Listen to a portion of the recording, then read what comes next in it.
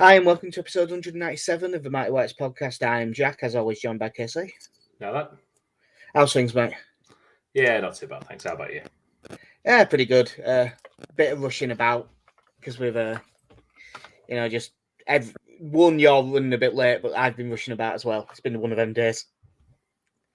Well, I will just get straight into it because it's been a while since the game and there isn't loads about it to talk about. But 0-0 against Brentford, which I've just realised I've written down as if we were away from home, which threw me off for a second. You know what? I think you covered the game really well there, describing it as 0-0. Yeah. It was very 0-0, wasn't it? It was a very dull game. That first half, outside of maybe the opening 7 seconds when I thought Ivan Toney was going to volley them into the lead in spectacular Leeds defending.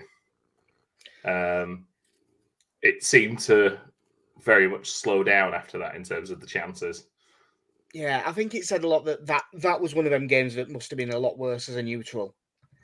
I came out away at half time. Me and my dad were relatively happy at the game. We're going, well, it hasn't been great, but we look the better side, and there's probably something in this for us. And then I looked down at my phone and I had messages talking about how dreadful we'd been in the first half from neutrals. Yeah. And I was like, oh, have we been bad and Brentford have just been worse? And in the ground, I'm sort of not really seeing it as much.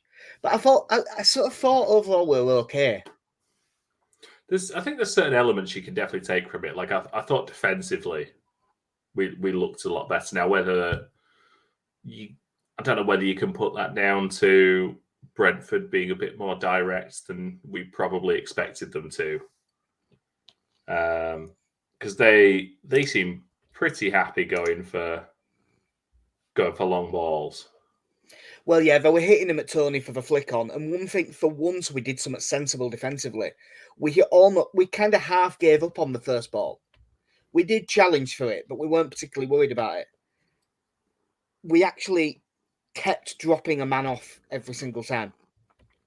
Whichever centre-back it was, but going to the other one dropped 5-6 yards. So we were in a good position for the second ball. Because the number of times, if your centre-backs get caught square and Toney flicks it on, then you're knackered. Yeah. And I thought we handled it really well. And it's been a couple of games, so we can't put it all down to this. But I thought Max Verber was probably the best player on pitch. Yeah, very, very steady away, which at this point with our defence, I would snap your hand off for. Yeah. Like, I don't need anything. Give me Robert Molyneux. Is that what you say? Is even you Rob Molyneux? He's very different to Rob Molyneux, but I just meant in terms of win your headers, nothing daft, but with probably a touch more technical ability. Yeah. Well, I mean, I would say quite a lot more. I mean, he brought the ball out from the back well. His passing through the lines looked pretty good as well. There was a few players I thought played well. Verber was the standout. I thought Adams and Rocker were both really good, even though for some reason there is a bugbear currently among the fan base with Rocker, and it is really winding me up in the ground. He's a rich man's Tommaso Bianchi. I have heard people yell at him for, oh God, he can't pass the ball, this guy, and he's like giving the ball away once in 40 minutes. I'm just waiting for him to fail. He's the new one. We've had it with Roberts, we've had it with many people. I think that Mark Locker's the one in the ground at the minute. People just don't like him, and I can't understand why. Apparently, Spain are thinking about calling him up based on his performances at Leeds. but he's shy. Rodrigo, just those bastards. Well, I don't know how Spain's other strikers have been getting on because I haven't been paying attention to it. But based on his form, yeah, they should call Rodrigo back up. The problem with this was, although we were the better side, there was only that Nonto one that hit really well at the near post, and that was a really good save from Raya. That was the only properly good chance. Yeah, there was a couple of Rodrigo efforts from outside the box, wasn't there? But nothing like I said, that first half was just bereft of chances. Yeah. Well, in That's all. Brentford, for the entire 90 minutes, Brentford didn't have a shot on target. Which again, like I know they are a mid-table team in that, but if you're in that position and you're playing a team that is as leaky as we are, you'd think, we should have a bit of a go at this because they ended up going with. I think we both thought it was going to be like a front three. Yeah, I thought they'd pick a back four because they had done in the other games and play one up front with two wingers, but they went with Tony and Burmo as a two. Yeah. And I thought ultimately you looked at. I thought the fullbacks did all right. Like I don't think they had. I thought Ayling had a very good game. I thought Ayling was good. Strauch was his normal thing. I think he was solid enough until he got to within 30 yards of goal and then he started making the wrong decisions, but that's because he's a centre-back. To be honest, things. because I can't. You wouldn't have expected me to say this very often, given everything. But with the way that game was going and how much we had him pressed back that last 15 minutes, I legitimately would have brought on Firpo to give us a bit more width and a bit more attacking down that side. Because in the last 15 minutes, Brentford had sat back and just settled for a 0-0. And I really think it'd have been worth going for. Yeah.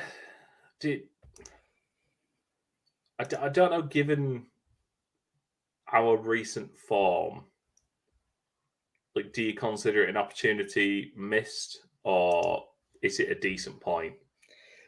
I would say that both of those things are true. Like, Brentford are a decent side this year, so you can't say it's a disastrous result or anything. But based on that game and it being at home, it's definitely a missed opportunity. If we'd have had that exact same game in the away game and drawn 0-0, I'd have been happy with it. I'd have said, yeah, definitely good result.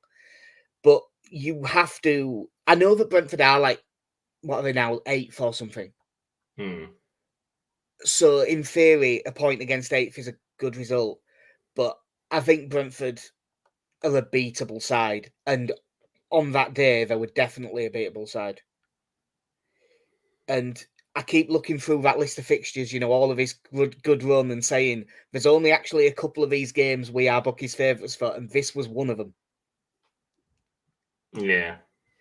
Like, I also did put on Twitter that I cannot believe Brentford are 2-1 to win this game. That price looks massive.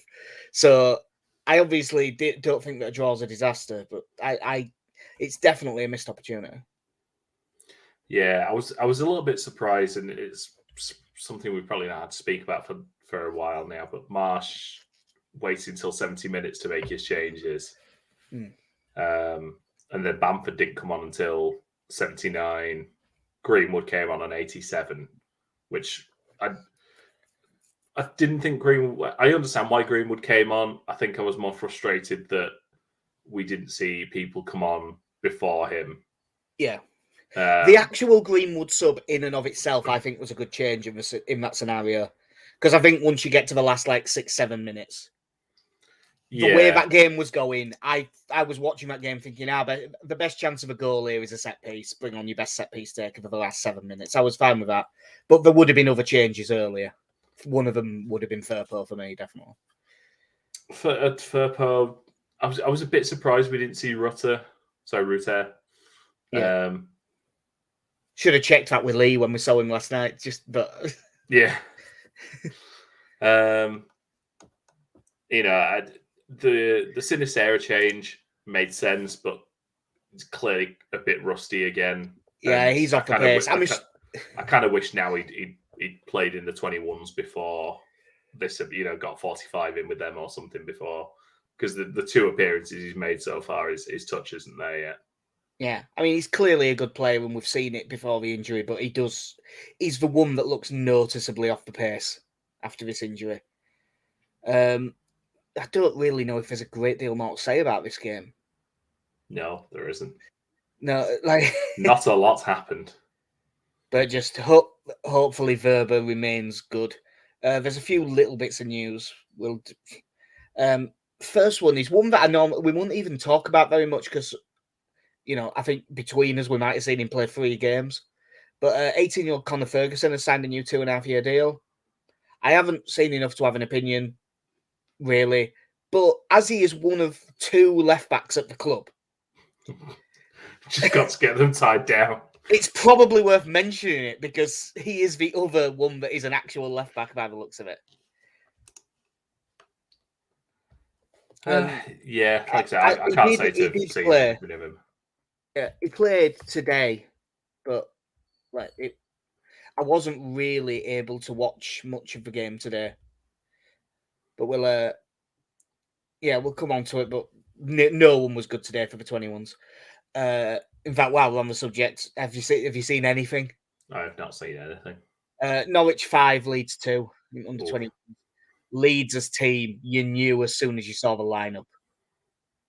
Like it was a young time. That is so weird because I have the Leeds website open in the background, and the advert is playing the song "What's Your Flavour," and I can just hear it very softly in the background. Yeah, it was a really young team. Mullen, De Bayo, that Ferguson played, Kane Coleman played, Marley Wilson and Max McFadden played. Matteo Joseph did, so he isn't going to get a game tomorrow. Sorry, is he the senior head in this team? In that team, Christopher Claassen, Darko JB, Sean McGurk would be the senior heads. And Norwich picked a strong team. Like they had Adam Ider up front, who was a Irish international and stuff. It was always going to go this way. We were second best for all of it. I did have it on, but I was sort of only able to half watch. But the big thing was Connor Douglas, who's under 18s. He's what I've seen of him. He seems to mostly be described as an attacking mid. Got 2 goals off the bench, and that's his first game in the 21s. Oh, nice. So that's like the main thing. So, Marley Wilson on the right looked really tricky and he looked like he had a bit of talent, but we'll see. But there many reasons, cup games for at both youth level and senior level, loads of reasons why we had a rotated side. But another one is a few have left, including Cody Drammer to Luton. Solid team to join at this point. They've had a good couple of years in the Championship. Will be interesting to see how they get on. I couldn't tell you who their manager is now. It's Rob Edwards. Is it Rob? Oh, okay. And obviously, like Rob Edwards is that's the thing that could be very interesting with him because he was. Can you remember when that Forest Green team was going viral on Twitter every week because they'd score some amazing goal playing some brilliant football? Yeah, and they'd be like, Bielsa, to be honest, like the wide centre backs push it out wide and 30 pass moves. And he went to Watford and it didn't work because it's Watford. But now he's got the Luton job and it appears he's very highly regarded. And I'm guessing that's one of the reasons that they've sent him there. Yeah, he, like you say, that he did some good things with that Forest Green team, and the Watford job did not go well, as it tends not to for at least 2 managers a season. Yeah, he was. Even if it goes well, you might get sacked there. And also, they have just sold James Bree, who is their right back, to Southampton. So the spot is there. So you would think Drammer will be straight in. And then confirmed today, although it was sort of done last night by the sounds of it, Joe Gelhart's gone to Sunderland for the rest of the season. Just please let him get a run of games and play every game. It's why desperately. He probably won't pay this weekend, but other than that, yeah, he needs a good run of games now from now to the end of the season, and hopefully he can get a few goals as well, because now that Ruter's here as well, he's just not going to get the minutes. No, and he needs to desperately. Obviously, that'll be a loan that I really am keeping a close eye on, because talent-wise, there is absolutely no doubt he is good enough. It's just whether you can get it out of him. Well, we were going through the attacking options they have as well. So he should have decent service in that team as well. It was kind of the big fear that if you go to Wigan, the problem is you're going to bottom of the league who are scrapping, and as a striker, it's probably not where you need to be going. I know for defenders and goalkeepers, it can kind of work out well for you. Is going to a club where you're going to be under a lot of pressure, but as a striker, if you're not going to see a lot of the ball, or you're going to have to be playing a lot deeper than you'd like to be, it probably doesn't benefit you.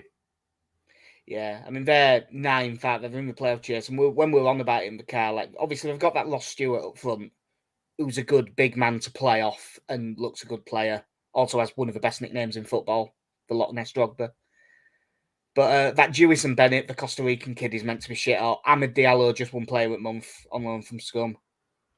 They've got Red Bull's Jack Clark. Yeah, Jack Clark on one side. They've still got Paddy Roberts for the other. Alex Pritchard was a £10 million footballer as well. That Edouard Mich, I don't know if it's French, so probably like Michout. But the one on loan from PSG, he's meant to be shit hot as well. I've seen my Sunderland football manager say he didn't stick around for long. No. But they've got, plenty of good players. They've also still got Niall Huggins, who I'm hoping can come good, because he got injured for about 14, 15 months, pretty much as soon as they signed him, didn't they? Yeah. But yeah, that should be a good place to go. Decent side, in with a shout of getting in the playoffs. And I don't think it'll hurt that he's going to play in front of big crowds every week. No, should be good for him. I mean, he's used to playing in front of a raucous crowd at the best of times. I mean, there was some slightly toxic atmospheres he was playing in towards the back end of last season. Sunderland's got that in him as well. Yeah, exactly. So it's not as if he won't be used to it. The feeling towards the end of last season when we were Norwich with a late equaliser, trailing to Brighton. There's been some tense moments he's played in, and he's come good. So in both of those games, it's specifically him got us out of shit. Yeah. They're playing Fulham away in the cup tomorrow. I would think he won't be involved with that, but the next league game after that... I was going to say he'll be cup tied. Oh, yeah, he played, didn't he, against Cardiff? Of course he did. Yeah. But the game after that will be an interesting one for Leeds fans because it's Millwall away for them. Ooh. So you could have Cresswell, Shackleton and Gelhardt. Oh, bless him. Yeah. And then the last one is one where I'm just having to hope that everyone's wrong. Chris Armas has joined the coaching staff as assistant head coach. It's a different job title, but he is basically the replacement for Mark Jackson, by the sounds of it. And I think that like him and Maric have both been given sort of the same level of seniority. But I mean, obviously Marsh knows him really well. They played together at Chicago Fire forever. They played in the same US men's national team side. Admittedly, Marsh was only in it a couple of times, but they both played.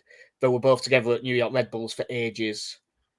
And then he was Ralph Ranitz's assistant at Scum last year. But the reviews from fans of all of those clubs on Twitter, and Chicago Fire and Toronto, where he was as well, and basically every single one of them's reaction was, how the fuck has he got another job? And it was worded that strongly. Like he was a figure of, it wasn't just we didn't like him very much. They were mocking the sheer concept of his existence. That sounds about right for us at the moment. Now it can't be that bad. Like he must be like somewhat qualified. But if it was one of the clubs and he just had a bad time, I'd understand. But it was all of them. Not once, not twice, but thrice. Yeah. I mean, I can't say to know too much about him, so hopefully he doesn't make things worse. I mean, the one thing I do know is that Toronto side that he got sacked very quickly, and they got battered. They were like awful, and they sacked him after they got ridiculously hammered. And I did see a clip of one of the sides he was coaching, and it was them conceding a goal from their own corner, and they had players pushed up even further than we did. There was no one back. So we'll see what happens with that. But yeah, I'm really not sure what to make of it. The main thing that I take from it, to be honest, and I think the most newsworthy thing about us getting him is that it is another show of faith in Marsh from the board. They're still allowing him to bring in his own staff, and well, it's clearly his guy. Like yeah. that. So they're obvious. If they were in any way thinking about sacking him anytime soon, I don't think they'd let him bring him in. So I think that's probably the most newsworthy thing about this. I've put in the title for this something that is weird to me. Are we afraid of a cup upset tomorrow against Accrington? Because every other time we've had a game like this, every Leeds fan I know has been fucking terrified and just assuming we're going to fuck this up and lose. And people aren't for this one. And if anything, that worries me more. I don't know if I'm afraid of it. I'm very accepting of an upset. Like, you know, I've watched those games at Histon and Sutton and Crawley. We always get mixed up with Fleetwood. Yeah. And everyone else. By the way, just as you mentioned it, not that anyone who listens to this doesn't already listen to the Square Ball, but the Square Ball guide to the defeat at Sutton that they've put out the other day was very good. I'm about halfway through it at the moment, where they're just discussing the team that we put out for that one in Gary Monk's statement. Yeah, and the Mackays and Billy Whitehouse. Yeah. Who are all, two of them are part of an upstanding family, and we will say nothing else about them. Well, I mean, Billy Whitehouse is his nephew. They're either all in it or they're not. It's not that closely related, is it? Yeah, it was a bit of a weird one. But yeah, I think that the difference is with this one, to be honest. It is just that everyone's assuming we are going to pick a proper side. And it sounds like we are. And that does make a big difference to like your level of fear of the cup upset. I mean, I've looked at their side. Obviously, my lower league knowledge isn't what it was when we were in it, because I don't pay as much attention anymore. That Toby Savin in goal is meant to be a decent keeper. And obviously, he is a headline writer's dream as well.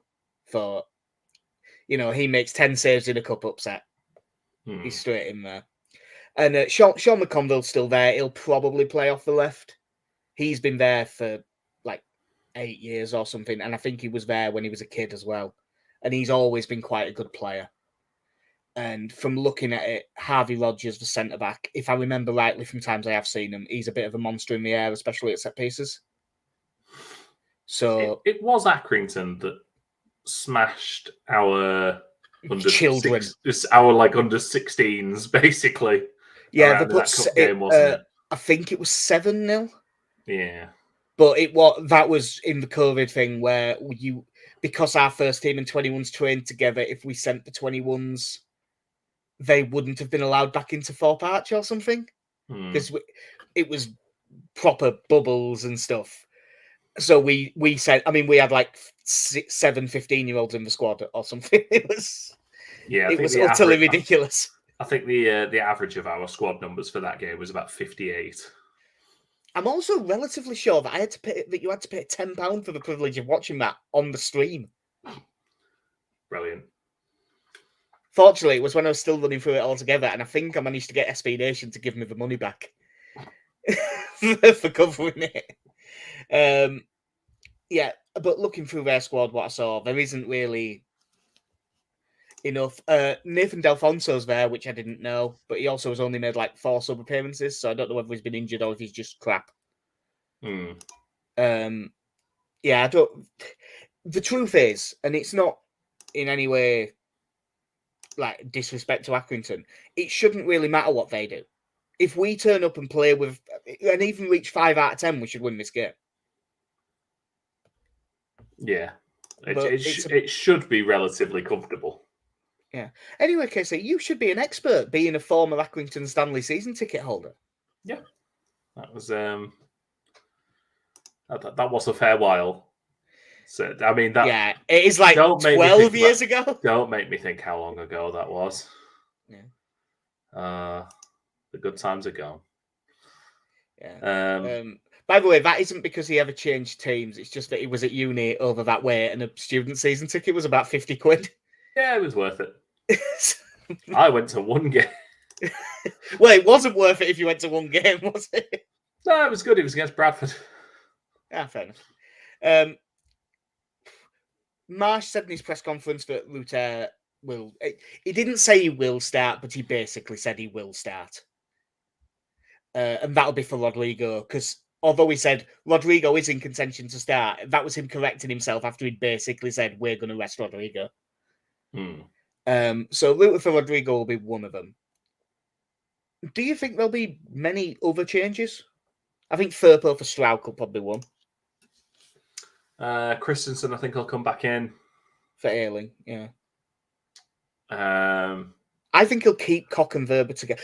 Oh, no. Yeah, he'll definitely keep Cocking because Cock's suspended for the Forest game, isn't he? Yes.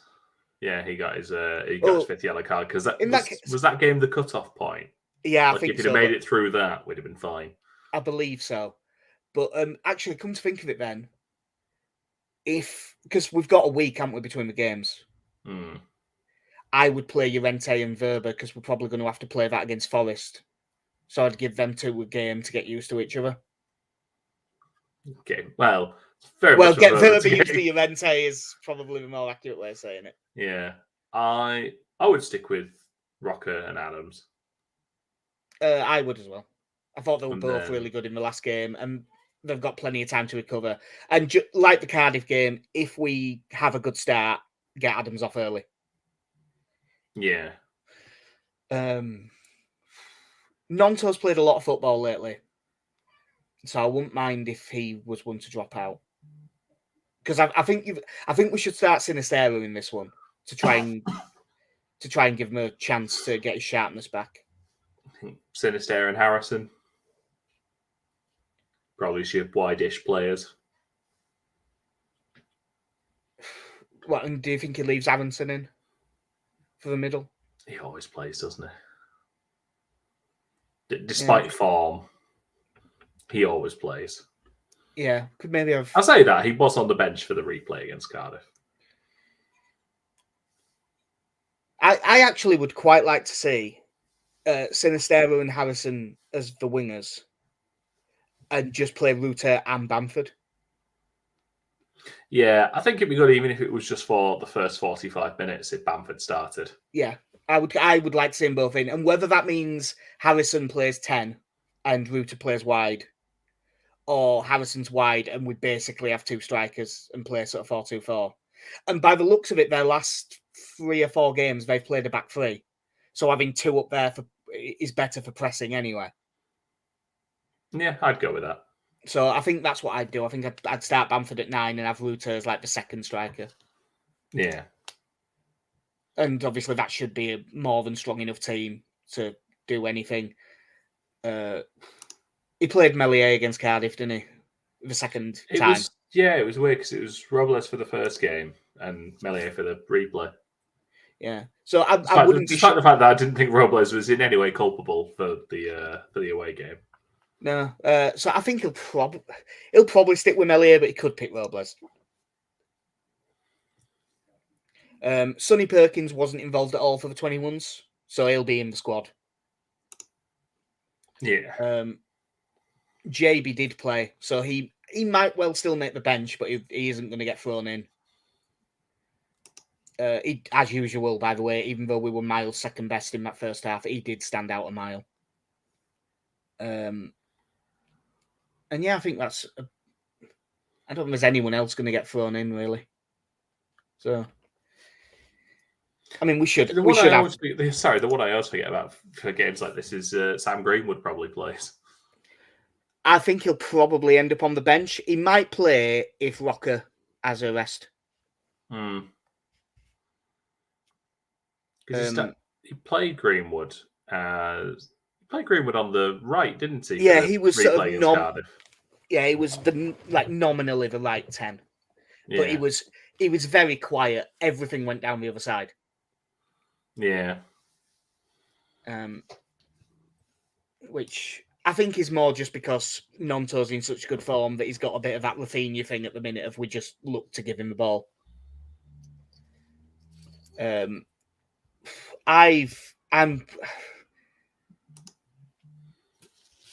Because we'll pick a proper side, I think we'll be fine. I've put 3-0 win. I'm going to go 4-1. Oh, yeah. I was going to say you're probably right to not go for a clean sheet, but we actually have had one recently. Yeah, but we did forfeit our own goal scoring. True. And for my bet, because I think he'll start, I've got a Sinistera to score from outside the area, which is 11-1.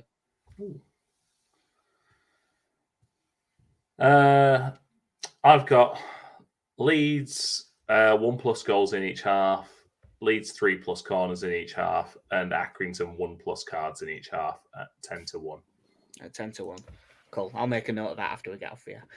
Yeah, it'll take a while to type up. Yeah. So yeah, we will be back some point soon after the game because I don't think there's much else to get into. I knew that this one would be a short one because the FA Cup, and as much as it sounds disrespectful. We really don't have a great deal to say about Accrington, whereas we will when it's Forest for week after. Yeah. Do you want to give a little shout out for Bielsa?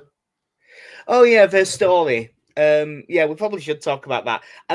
If it was still ongoing, I'd have probably opened with it. But it does appear that he now isn't.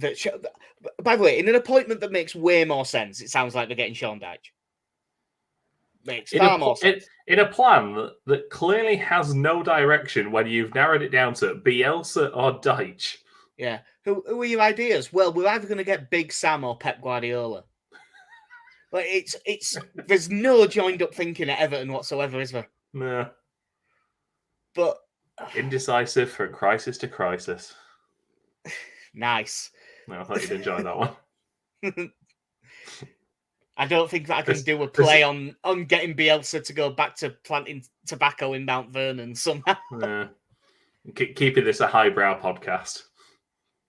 Yeah. Get this in the art section now. Yeah. It does sound that he did come in for talk. I saw someone else say it, and it was one of my first reactions that maybe he is just too polite to turn him down over the phone. But then that story came out. I saw it in The Athletic, but it was a few other places that what he wanted to do. Because the reason that we said he was never going to take the job is he doesn't take jobs mid-season. Was that if he was going to do it, he wanted to take over the under-21s and the academy until the end of the season while they got in a firefighter to keep them up. And then he takes over in the summer. Which get Sean Dyche in as well. Which one made me think, actually, they'd never do it, but that is quite a good idea. And second of all, made me think, can we do that, please? I'll tell you what, though, if they got relegated and he'd spent the rest of the season working with the 21s, how good would they be next season? I know. Well, I said in they asked me to do a thing for TalkSport the other day, which I weirdly will. It's a weird thing with TalkSport that I'll do stuff for free, but I wouldn't do stuff for money. It's a weird situation. The first thing I said was going to call you a whore, but then realised no, that's the issue. So no, it's the opposite of that. Yeah, I'm just easy. And there's nothing wrong with slots, by the way. Yeah, there's a weird thing. At the art section now. Well, I was saying, Bielsa at Everton in the summer makes all the sense in the world, and if they go down, it probably makes even more. Because if you look at that Everton squad, but you lose, they go down and then you take out Calvert-Lewin and Onana. Admittedly, I'd love Onana, but he would go higher up the food chain. What they're left with, like someone like Ellis Sims, who's looked good at Sunderland and have got back off loan, would still be there. Players like that, that would be the perfect time for him. And I just think he'd suit the city of Liverpool well, given everything we know about him. And it would be really weird if Everton went down and then got Bielsa, having really disliked them for 2 years, purely because of their manager. I would then really like them and really want them to succeed. You'd be checking out their highlights each week. Whereas if he'd have taken the job now, I can't wish him well, because it might come down to us or them.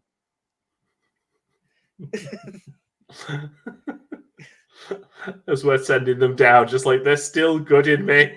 Yeah. But I'm sorry. If Bielsa would have taken the Everton job, how would you have felt about it? At best, conflicted. Yeah. So, no. I suppose there'd be the really petty part of me just going, he's doing this to fuck with Frank Lampard. Well, it would have been a very satisfying, wrestling conclusion to the story that after all of that, they get rid of him to get Bielsa. Then he keeps him up and just goes. He just has a look at. Well, one of us knows what we're doing. Yeah, but to be fair, although other clubs do research as well, and hopefully, if other clubs keep doing research, they'll know not to hire Frank Lampard. Because as much as the problem is, obviously, I am happy to see Frank Lampard get sacked because fuck him. However, I really didn't want him to get sacked because I think Everton will now be better. Yeah. For all his, it might not always be the best football and stuff. Sean Dyche has proved himself to be good at his job. Although worryingly, well, probably not so much for Sean Dyche, but he'll be walking in thinking it's not a bad squad to walk in with. And just like Terry Venables has gone, yeah, your best player, yeah, he's leaving. He's off to Newcastle. I think Anthony Gordon, we might be going to look at that in a few years and think, wow, that was a lot of money. There's a lot of Newcastle fans that were going, I don't want him anymore. He's just gone on strike for 3 days to force a move. That's not the type of player I want. And then everything's going well here. Yeah, and then you look at their timeline and go, yeah, but there's a bigger thing that's a problem that you're not really talking about. Unlike that, although there was one that I saw that was going, no, actually, I don't want him because of this. And said, yeah, but what about the ownership? Yeah, I didn't want that either. Fair enough. Are there many workers going on strike in Saudi Arabia? Oh, I'll leave that. I've got a few, but I'll leave that. But it is a good. I mean, it is as much as he's forced it in a very dickish way. I mean, it's a good move for him. I bet Everton are wishing they'd taken the 60 off Chelsea at the start of the season. Do you think that sort of rules out any interest in Jack Harrison at that point? I know. Probably. Yeah. He was linked with someone else, wasn't he? The other day, Jack Harrison. I can't remember who it was now. Oh, it was Leicester. Yeah. Which, maybe, but they've got Harvey Barnes for the wing. So, and Harvey Barnes is good. So, unless they think they're losing him, yeah. I would not want to sell Jack Harrison. I've said before, but if they were to give us, that Luke Thomas, that young left back, yeah, if we could get him, then I'd probably be okay with it. Straight swap. The weird thing is there won't be much money. It'd be similar because I bet they'd want 25 million for him. Nah, if Anthony Gordon's 40, then Jack Harrison's at least 41. Just to be petty. Yeah. But yeah, I am just glad that Bielsa isn't going there, and hopefully he takes a job in the summer somewhere. I'll tell you what, Ajax have just sacked the manager. Go there. Go to Ajax. I'd love to see that. That'd be great fun. Can't imagine their academy teams. Yeah, take over young Ajax till the end of the season, and then take over Ajax. God. Us sat looking for streams of the Erste Divisie or whatever it is that young Ajax. Oh God, yeah. Yeah, that would be great fun. But yeah, I think that will do us for this one. We probably early in the week we should be able to do next week. I think it's a bit more open next week. So we should be able to get back for that, and then obviously we've got the genuinely fucking huge game of Forest away on Sunday next week. Which, God, I wish we could have played this game early in the season when they were still shit. Yeah, really could have done with that. Yeah, and then after that, potentially Scum twice in a week, which has the potential to be the worst week or the best. Sure, yeah, we'll go with that one. So yeah, nice one. I've been Jack. See ya. I've been Casey. Have a good one. In a bit.